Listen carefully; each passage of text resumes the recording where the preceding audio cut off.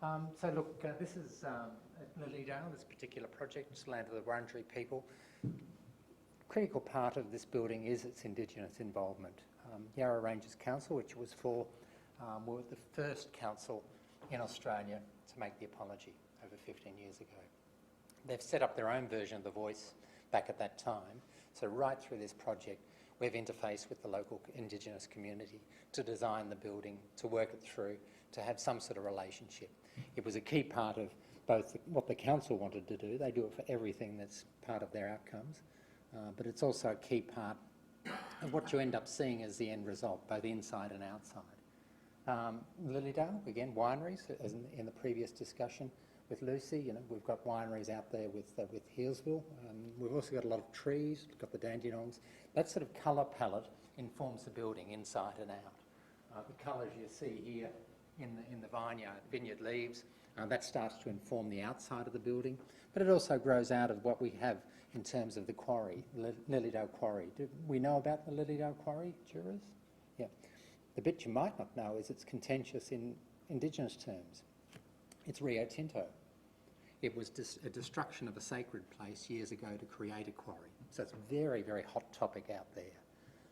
So we wanted to do something that starts to bring some assistance to that discussion. So integrating it into the building was a key part of what we tried to do. So certainly the graphics of the quarry you'll see on the outside quite clearly when we get to those images of it, like you see there, the colour palette, etc. But it's also a colour palette that's drawing on the sort of landscape of the trees that you see through autumn and the like. The building itself is substantially reuse. The bit that's dotted in red, that's where we demolish an 80s building and build 2 stories of new. The rest of it is 2 stories of existing 60s and 70s buildings, terrible things to redevelop. If you see them on a job coming up, run. Don't get involved because they don't redevelop properly. You know, they're very badly built. They leak like a sieve for those that are into sustainability like Jeff. You have to really work hard to make them work.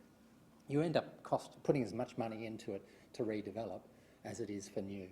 But then that's part of the story because they have interesting spaces that work well for the interiors of this building. It's also one of the very first activity-based working buildings that occurred in Melbourne. It's been developed over stages, started back in 2014. We were engaged at 2016. Valdoan were already working with the council to get into that activity-based working space. So very much at the front end, delivered over stages, only just completing at the end of last year for the last stage. So here it is for you to see. And the good news is it all works. But in that time, a lot more people have populated that space. It draws externally onto a lot of the typology of town halls in the use of the verticals, the pediments. The idea of a town hall is a series of steps that you see on the right that you run up to, but all of that working through as parts. But in terms of interiors, it's much more dynamic in terms of that reuse. What we did is use those internals to develop a hole that went through the whole 3 stories, linking them into something that we'll see in a second here. So looking at these approaches, these areas here are all the reuse, and this is the new. In the reuse, we blasted a hole through the centre to link those 3 levels so that you can get something that has, a bit like in Lucy's, it lets light into the guts of it. It lets connection into the guts of it. It brings people in on the primary level in through here, and then they can go up and down quite seamlessly. So it's a very easy transition. This front customer centre, again for the interiors part, it was part of what council wanted. Working with Valdoan, we got them across the idea that it wants a really simple interface with the public.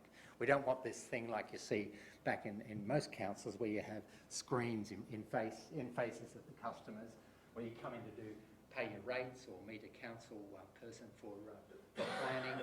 You come in just like you do it now at banks. You come in, talk at a desk, and you're directed or concierged over to a nice little seating area on the side without all this level of security and invasion and interface. It's all done in a simple way. You pay your rates the same way, come through, pay to a cashier. So the whole thing's a lot more integrated and community-based. The council chambers, they're also part of the story.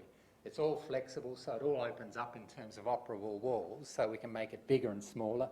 We can move all those council chairs out and reuse it for anything. The idea is that It'll also work as far as having eventually weddings, parties, anything. You'll do it for approaches that's these areas here. It works well for council, but it works well also for weddings. It works well for civic induction ceremonies where we're doing Australian citizenship. It's all backed up by a full kitchen, which then also means you can use these lawns here as part of that hire or council function. So in a best way, you can open up even to the customer service centre, so you've effectively got all of this area becomes a flexible space. In a former life, we worked on Crown Casino, so we learnt the benefit of making these civic facilities completely flexible with the backup of the kitchens so that they can do the function the council's after, but very easily at a low cost, they can flip it into other community uses. And that's what a town hall was about. It was there as a hall for hire for the community to come together. So the last thing we wanted is this council room's set there with big heavy furniture there, it's inflexible. We want the whole thing working as one flexible internal space. Okay, and as you see there on the other areas, the flexible working spaces become part of the story of what we did with the internals of the building. So these that just start to show you those different opportunities, and then the internals. There's the reception being flexible.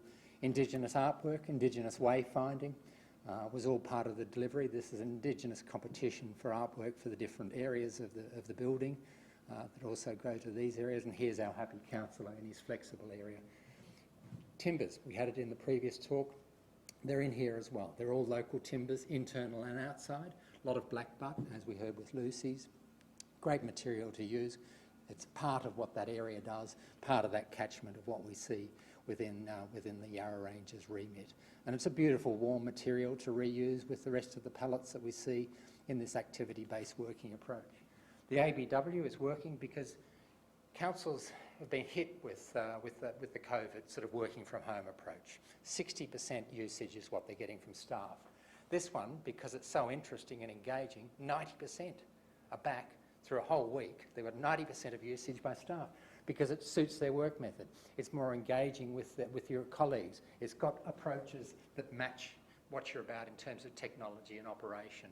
So it's already proving that the idea of this investment can be something that'll work well for what council's about. And that's one last show, just showing you that hole in the centre that links those three levels and brings the light into the centre of the building into an interesting way that informs some of the components. The materials and the colours are drawing upon, again, the area, the greens of what we see in the valley and the blue of the sky in very simple ways that, again, will run through the Indigenous community to get us the end result that we see